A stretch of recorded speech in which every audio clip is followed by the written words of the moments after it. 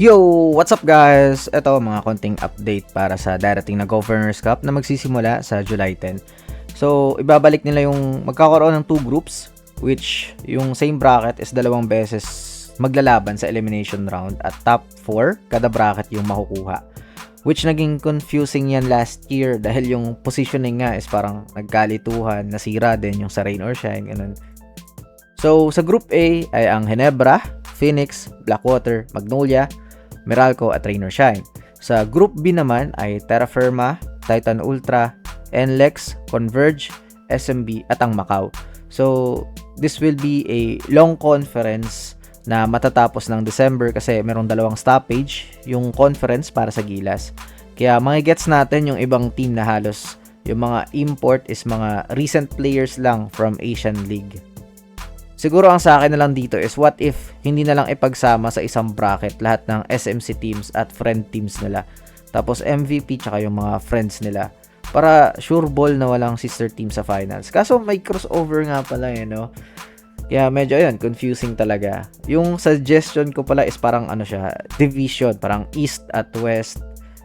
Though may video ako niyan dito sa channel para yun nga walang sister teams sa finals. Parang magkakaroon na ng SMC Finals, MVP Finals, ganun.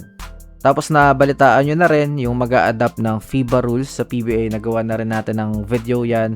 And to make it short or quick, yung possession arrow para maganda yung preparation sa international. Pero we are talking about para makasabay is wala namang 4-point line sa FIBA. It's been years na merong linyang ganito sa PBA and hanggang ngayon hindi pa rin natutuwa yung mga tao. Please, listen to the fans. Next is merong rumor galing kay Snow Badwa na si Jimmy Alapag ay magiging head coach ng NLEX Road Warriors. And kinda makes sense kasi yung contract ni Jongwei Chico ay expired na. Pero tuloy pa rin sila sa kanilang practice kasi expected ni coach merong extension Pero yung mga deep talks is baka maging team consultant muna si Jimmy bago magmando agad. Pero if ever na ganun nga, sana kumilos agad yung Converge. Kunin na agad si Coach Jong. Please lang.